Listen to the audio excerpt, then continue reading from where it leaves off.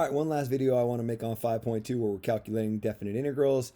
The purpose of this video is to try to tie some concepts together. It'll be a lot less algebraically cumbersome than the last one, but hopefully it'll add a little bit of understanding to this. So the idea with this last example is basically just this question, right? What is this? How much area is this? You've never taken a calculus class and this were drawn a little bit neater. You might recognize that you got this 1 by 1 square right here. And then you got this 1 by 1 square right here. And then you got this 1 by 1 triangle. So this has an area of 1, this has an area of 1, this area has an area of 1/2. It's kind of half of this square. So the area is 2.5, right? Easy enough to get it from the picture. But what about a ridiculously overcomplicated way to answer this exact same question, get this 2.5? Well, what we could do is recognize that the area that is indicated is just the area underneath the curve kind of in quotes there because it's actually a straight line, that's illustrated with this dotted line, right? And let's see, I'm pretty good with y equals mx plus b. It looks like the slope here is 1 and the y-intercept is -1. So I guess this is y equals mx plus b. In other words, x minus 1. Y equals x minus 1 is the equation of this line. And the area underneath this line in between, let's see, 1, 2, 3, and 4 is the answer to this question. Really, if I wanted to use calculus in a spot where I absolutely do not need calculus at all, I could recognize that the answer to the original question, how much area is in red there, is the same as just the integral from 3 to 4 of x minus 1 dx. And if you can tie that together, if you can see how they represent the same thing, that's great. That means you really understand what we're doing in 5.2. A couple minor housekeeping things. Often when your function has more than one term, put parentheses around it because it's kind of like this times this. I know that doesn't really make sense now because this is just a symbol, but just FYI, it's typically written that way. Although sometimes you'll see people leave off the parentheses and just scoot the dx way over so that it's clear that it applies to this entire function here.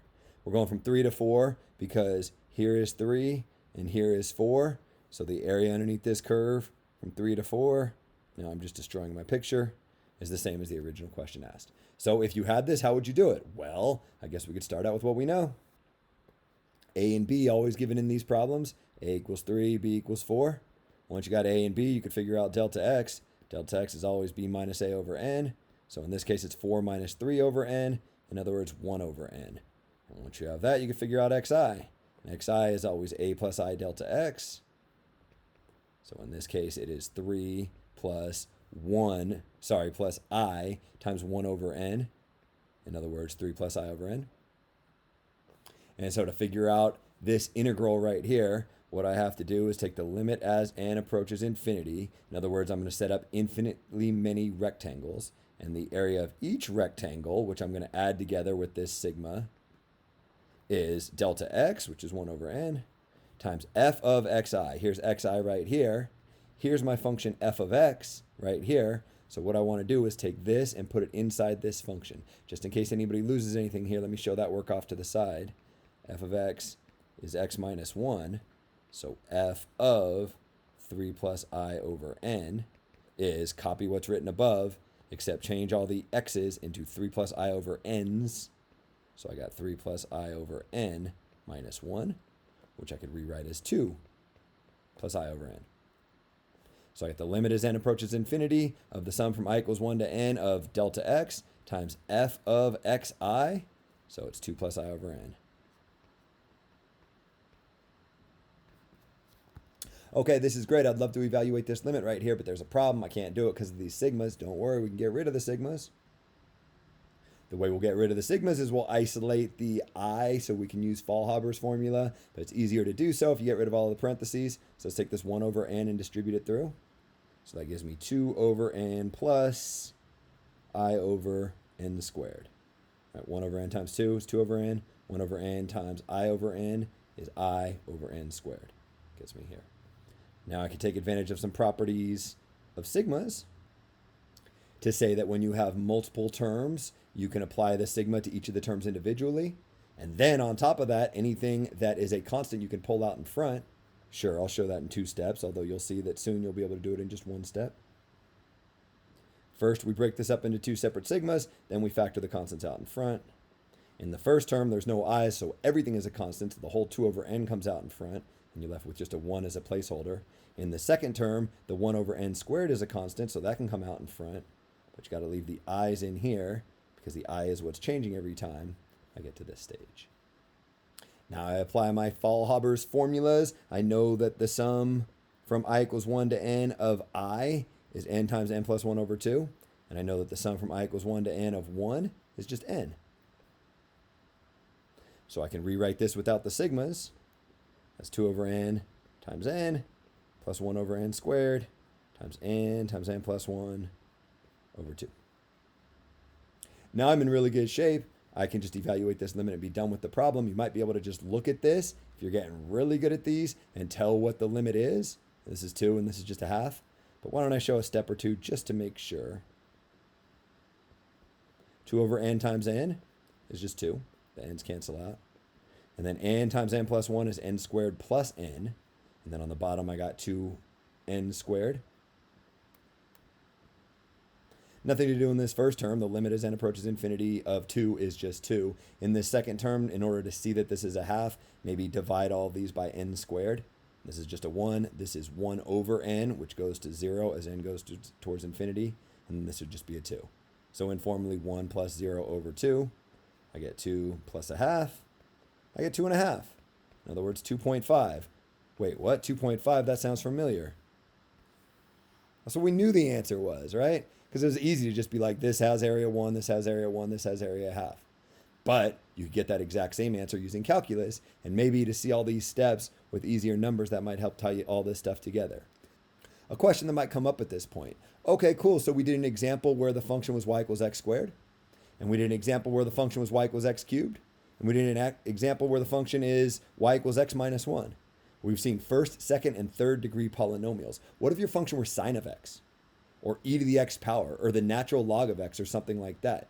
Well, you could still do it, but where things would get tricky, a, b, that's still easy. Delta x, that's easy. Xi, that's easy.